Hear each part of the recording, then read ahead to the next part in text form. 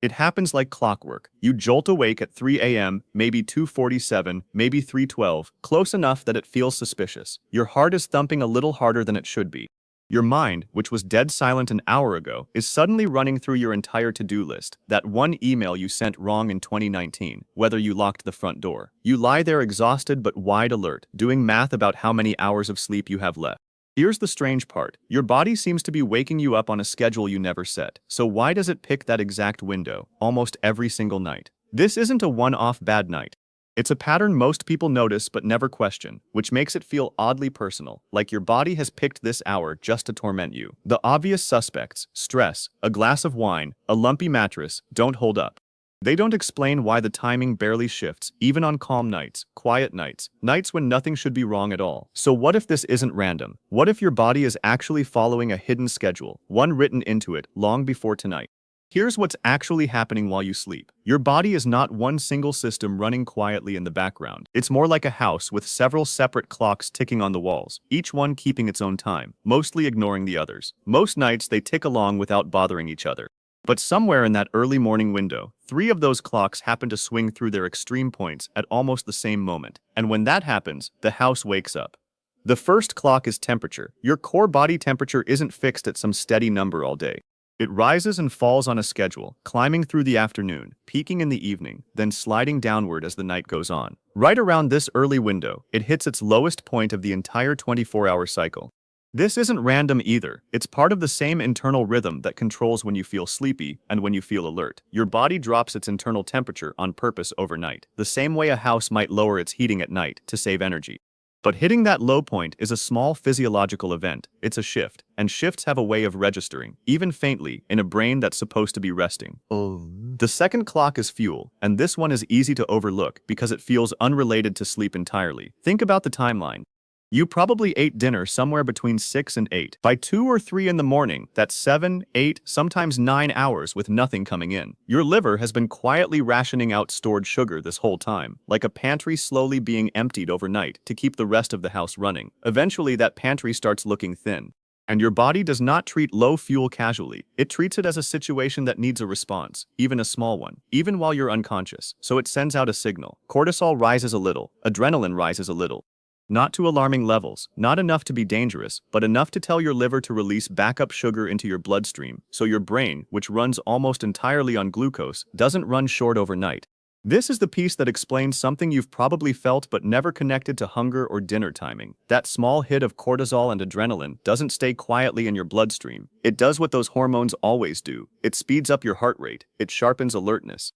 It's the same family of chemicals your body would release if you heard a noise downstairs, just turned down to a much lower volume. So when you wake up and immediately notice your heart thumping a little harder than it should, that's not fear appearing out of nowhere. That's your body responding to a fuel dip by quietly dispatching backup energy. And that dispatch comes with a side effect of feeling wired. The third clock is your sleep cycle itself, and this one is easy to picture if you think of sleep as a loop rather than a straight line. All night, your brain rotates between deep sleep and lighter sleep on a cycle that repeats roughly every 90 minutes. Early in the night, those cycles lean heavily toward deep sleep, the kind that's hard to interrupt. But as the night goes on, the balance shifts.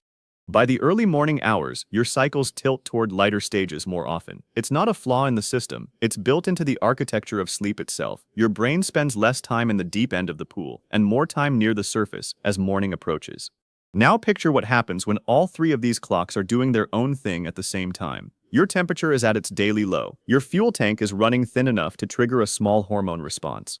And your sleep cycle has rotated you into one of its lightest, most easily disturbed stages. Any one of these on its own probably wouldn't wake you. A temperature dip happens every single night without incident. A light sleep phase passes all the time without you ever noticing. But when the three overlap, stacked right on top of each other, the combined nudge is just enough to tip your brain across the line from light sleep into full, wide-awake awareness. It's not one loud alarm.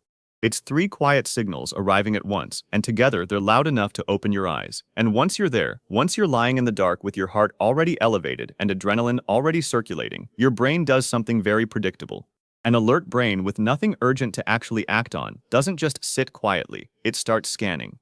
It looks for something to explain the alertness, and in the middle of the night, with no real threat in front of you, it usually finds that unpaid bill, that awkward conversation, that email from years ago. The racing mind isn't a separate mystery happening alongside the physical wake-up. It's the direct result of it, your brain doing what alert brains do when they're switched on with nowhere to point that energy. Here's the part that should actually make you feel better about all of this. That whole stack of temperature, fuel, and light sleep isn't a permanent condition. It's a passing event. Once your liver finishes releasing that backup sugar, once your core temperature stops sliding and starts its slow climb back up toward morning, once your sleep cycle rotates back towards something deeper, the physiological pressure that woke you up simply fades. Your body isn't stuck in alarm mode. It flips the switch on, uses it briefly, then flips it back off, which means if nothing else grabs your attention in that window, no spiraling thought, no glowing phone screen, you're often just a few quiet minutes away from drifting back down on your own. That's useful to know, but it's not the piece you can actually influence ahead of time. The piece you can influence is upstream of all this, and it's the one that starts the whole chain reaction in the first place, the blood sugar dip. Temperature follows its own rhythm, no matter what you do. Sleep cycles rotate on their own schedule, regardless of your input, but how much your blood sugar drops overnight depends partly on what your liver has to work with, and that depends on what happened before you closed your eyes. So here's the one thing worth trying. A couple hours before bed, eat something small that has a bit of protein or fat in it, a handful of nuts, a little yogurt, nothing elaborate, nothing that turns into a whole late-night meal. The idea isn't to load up on food right before sleep, it's to give your liver a slightly steadier supply to draw from overnight, so it doesn't have to sound the alarm as loudly to release backup fuel. A smaller dip means a smaller cortisol and adrenaline nudge, which means one of your 3 overlapping clocks is running quieter than usual. Try it for a few nights in a row, not just once. And when you do wake up, notice the texture of it, rather than just the fact of it. Is your heart pounding as hard as it usually does, or is it more of a soft flutter this time? Does your mind reach for the worry list immediately, or does it take a little longer to get there, giving you a chance to just lie still before the spiral starts? These are small, subjective differences, the kind you'd only catch if you're actually paying attention, instead of immediately reaching for your phone to check the time. None of this means the wake-up will vanish completely, and that's worth saying plainly.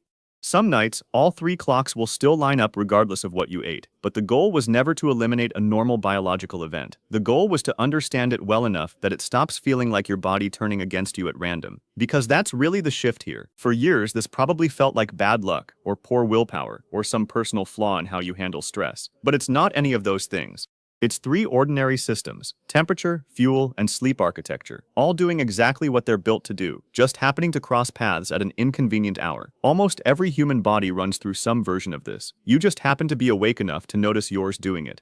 So the next time you snap awake in the dead of night, heart a little quick, mind already reaching for that unfinished email or that locked door you're suddenly unsure about, you don't have to lie there wondering what's wrong with you. It's not a broken alarm clock hidden somewhere inside you. It's 3 quiet body clocks, temperature, fuel, and sleep stage, lining up for a few minutes in the dark. And that small handful of nuts on your nightstand tomorrow night, that's how you quiet their overlap, just enough to make the next 3 a.m. a little less loud.